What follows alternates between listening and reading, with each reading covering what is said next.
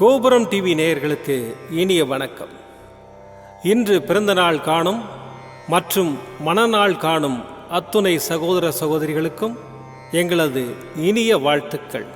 பாபாவின் ஆசிகளோடு பல்லாண்டு காலம் நீங்கள் எல்லா வளங்களும் செல்வங்களும் பெற்று நலமுடன் வாழ வாழ்த்துகிறோம். பாபா அழைக்கிறார். அவரின் பொன்மொழிகளை கேட்பதற்காக, நம் பிரச்சனைகளை தீர்த்து வைக்கும் அற்புதமான கூட்டு பிரார்த்தனை செய்வதற்காக, மேலும் மனம் ஒருநிலைப்படவும் மனம் அமைதி பெறவும் அற்புதமான தியானம் செய்யவும் பாபா அழைக்கிறார். பாபா நம் கரங்களை பிடித்து அழைத்துச் சென்று அற்புதம் நிகழ்த்தவிருக்கிறார். வாருங்கள், பாபாவின் பொன்மொழிகளை தரிசனம் செய்வோம். அன்பு குழந்தை, இதுவரை நீ அனுபவித்து வந்த துன்பங்கள் எல்லாம் ஒரு முடிவுக்கு வரப்போகின்றது. நான் உன்னுடன் பல ஜென்மங்களாக வந்து கொண்டிருக்கிறேன். இந்த ஜென்மத்திலும் உன்னை தொடர்ந்து வந்து கொண்டிருக்கிறேன். இதை நேற்று வரை நீ உணராமல் இருந்திருக்கலாம். ஆனால் இன்று முதல் நீ அதை உன்னுடைய ஒவ்வொரு அசைவிலும் உணர்வாய். நான் இன்றி நீ இல்லை என்பதை உணர்வாய். இதுவரை நீ அனுபவித்து வந்த துன்பங்கள் எல்லாம் முடிவுக்கு வரப்போகின்றது. எப்படி சரியாக போகிறது என்று நீ மலைக்கும் விஷயங்களெல்லாம் ஒன்றுமில்லை எனும் அளவிற்கு மாயமாக மறைந்து போகும் நேரம் நெருங்கிக் கொண்டிருக்கிறது. அந்த நேரம் எப்போது வரும் என்று யோசிக்காமல் அந்த அதி அற்புதமான நேரத்தை வரவேற்க ஆரத்தியுடன் தயாராக இரு. இனி எல்லாம் ஜெயமே. உற்சாகத்துடன் இரு. நானும் நீயும் இனி இணைந்த கைகளுடன் வாழ்க்கை பயணத்தை தொடரப்போகின்றோம். உற்சாகமான பயணத்திற்கு தயாராக இரு. இனி உன் வாழ்க்கை பிரகாசமாக வண்ணமயமாக இருக்கப் போகிறது. உன் அப்பா உன் கரங்களை பிடித்து வெற்றி பாதைக்கு அழைத்துச் செல்லப் போகிறேன். உன் அப்பா சாயிருக்கிறேன். எதற்கும் கலங்காதே. ஓம் சாய்ராம். பாபாவின் அற்புதமான பொன்மொழிகளை தரிசனம் செய்தோம். அடுத்த நிகழ்வு கூட்டு பிரார்த்தனை. நம் மனநலன் சார்ந்த பிரச்சனைகளுக்காகவும் உடல் நலன் சார்ந்த பிரச்சனைகளுக்காகவும் மற்றும் நம் அனைத்து விதமான பிரச்சனைகளுக்காகவும் சாய்நாதரிடம் கூட்டு பிரார்த்தனை செய்வோம். வாருங்கள், இந்த அற்புதமான கூட்டு பிரார்த்தனையை செய்வோம். பிரார்த்தனாஷ்டகம். 8 பிரார்த்தனைகள். சாந்தமான மனம் கொண்ட சாயிநாதரே, அறிவின் சிகரமே, அன்புள்ளம் கொண்டவரே, கருணை கடலே, உண்மையின் இருப்பிடமே, மாயை என்னும் இருளை அகற்றுபவரே, ஜாதி மத பேதங்களுக்கு அப்பாற்பட்டவரே, எங்களின் புரிந்து கொள்ளும் திறமைக்கு அப்பாற்பட்டவரே, அன்பின் இருப்பிடமே, ஷீரடி வாழ் இறைவனே, என்னை காப்பாற்றும், என்னை காப்பாற்றும். ஞான சூரியனே, ஞானத்தை வழங்குபவரே, பக்தர்களின் மனங்களில் உலவிடும் பரமஹம்சரே, அனைத்து நன்மைகளுக்கும் காரணமானவரே, தங்களை சரணடைந்தவரை காப்பவரே, படைக்கும் தொழில் புரியும் பிரம்மாவும் காக்கும் கடவுளான விஷ்ணுவும் நீங்களே. 3 உலகங்களையும் யுகங்கள் முடிவில் தன்னுள் ஐக்கியமாக்கிக் கொள்ளும் ருத்திரனும் தாங்களே. நீங்கள் இல்லாத இடம் இந்த பூமியில் ஏது? எல்லாம் அறிந்த இறைவன் நீங்கள். எங்கள் எல்லோரின் இதயங்களிலும் வசிப்பவரும் நீங்களே. எனது எல்லா குற்றங்களையும் மன்னிக்க வேண்டும் என்று வேண்டி கேட்டுக்கொள்கின்றேன். அலை அலையாய் தொடர்ந்து வரும் சந்தேகங்களையும் மனமயக்கங்களையும் போக்குவீராக. நீங்கள் கோமாதா, நான் பிறந்த இளங்கன்று. நீங்கள் சந்திரன், நான் சந்திரகாந்த கல். தங்கள் பாதங்கள் கங்கை நதி. பணிவுடன் இந்த தாசன் உங்கள் பாதங்களில் தலை வணங்குகிறேன். உங்கள் கைகளை என் தலைமீது வைத்து ஆசை கூறுங்கள். என் கவலைகளும் துன்பங்களும் பறந்தோடட்டும். இந்த கணு தங்களின் தாசன். இந்த 8 துதிகளையும் கூறி நான் உங்களை சாஷ்டாங்கமாக நமஸ்கரிக்கின்றேன். எனது பாவங்கள், துன்பங்கள் மற்றும் ஏழ்மை நிலை இவை யாவும் உடனடியாக விலகி ஓடட்டும். ஓம் சாய்ராம். ஓம் சாய்ராம். ஓம் சாய்ராம். அற்புதமாக கூட்டு பிரார்த்தனை செய்தோம். பாபா நம்முடைய கோரிக்கையை ஏற்று நிச்சயமாக நமக்கு அற்புதங்களை செய்வார் என்பது சத்தியம். இனி கண்களை மூடி பாபாவை மனதில் நிறுத்தி பாபாவின் அற்புதமான சக்தி வாய்ந்த மந்திரத்தை அனுபவிப்போம். சாய் ராமாய வித்மஹே ஆத்மராமாய தீமஹி தன்னோ பாபா பிரச்சோதயாத். சாய் ராமாய வித்மஹே ஆத்மராமாய தீமஹி தன்னோ பாபா பிரச்சோதயாத். சாய் ராமாய வித்மஹே ஆத்மராமாய தீமஹி தன்னோ பாபா பிரச்சோதயாத். சாய் ராமாய வித்மஹே ஆத்மராமாய தீமஹி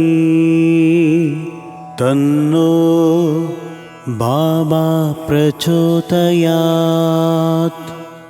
சாய் ராமாய வித்மஹே ஆத்மராமாய தீமஹி தன்னோ பாபா பிரச்சோதயாத். சாய் ராமாய வித்மஹே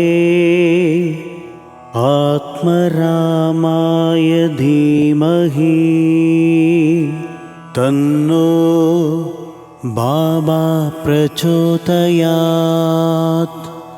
சாய் ராமாய வித்மஹே ஆத்மராமாய தீமஹி தன்னோ பாபா பிரச்சோதயாத்.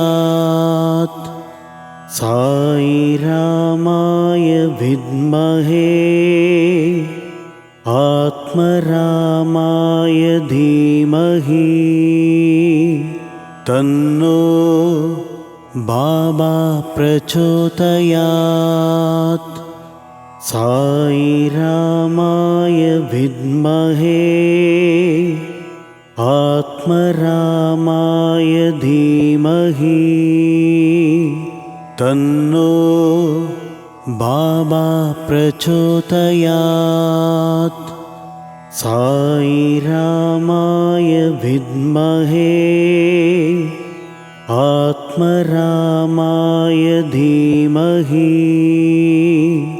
தன்னோ பாபா பிரச்சோதயாத்.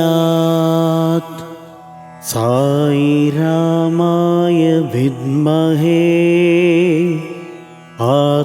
ஆத்மராமாய தீமஹி தன்னோ பாபா பிரச்சோதயாத். சாய் ராமாய வித்மஹே ஆத்மராமாய தீமஹி தன்னோ பாபா பிரச்சோதயாத். சாய் ராமாய வித்மஹே ஆத்மராமாய தீமஹி தன்னோ பாபா பிரச்சோதயாத். சாய் ராமாய வித்மஹே ஆத்மராமாய தீமஹி தன்னோ பாபா பிரச்சோதயாத். சாய் ராமாய வித்மஹே ஆத்மராமாய தீமஹி தன்னோ பாபா பிரச்சோதயாத். சாய் ராமாய வித்மஹே आत्मरामाय धीमहि तन्नो बाबा प्रचोदयात्। साई रामाय विद्महे आत्मरामाय धीमहि तन्नो बाबा प्रचोदयात्। साई रामाय विद्महे आत्मरामाय धीमहि तन्नो बाबा प्रचोदयात्। साई रामाय विद्महे आत्मरामाय धीमहि तन्नो बाबा प्रचोदयात्। साई रामाय विद्महे आत्मरामाय धीमहि तन्नो बाबा प्रचोदयात्। साई रामाय विद्महे आत्मरामाय धीमहि तन्नो बाबा प्रचोदयात्। साई रामाय विद्महे आत्मरामाय धीमहि तन्नो बाबा प्रचोदयात्। साई रामाय विद्महे आत्मरामाय धीमहि तन्नो बाबा प्रचोदयात्। साई रामाय विद्महे आत्मरामाय धीमहि तन्नो बाबा प्रचोदयात्। साई रामाय विद्महे आत्मरामाय धीमहि तन्नो बाबा प्रचोदयात्। साई रामाय विद्महे आत्मरामाय धीमहि तन्नो बाबा प्रचोदयात्। साई रामाय विद्महे आत्मरामाय धीमहि तन्नो बाबा प्रचोदयात्। साई रामाय विद्महे आत्मरामाय धीमहि तन्नो बाबा प्रचोदयात्। साई रामाय विद्महे आत्मरामाय धीमहि तन्नो बाबा प्रचोदयात्। साई रामाय विद्महे आत्मरामाय धीमहि तन्नो बाबा प्रचोदयात्। साई रामाय विद्महे आत्मरामाय धीमहि तन्नो बाबा प्रचोदयात्। साई रामाय विद्महे आत्मरामाय धीमहि तन्नो बाबा प्रचोदयात्। साई रामाय विद्महे आत्मरामाय धीमहि तन्नो बाबा प्रचोदयात्।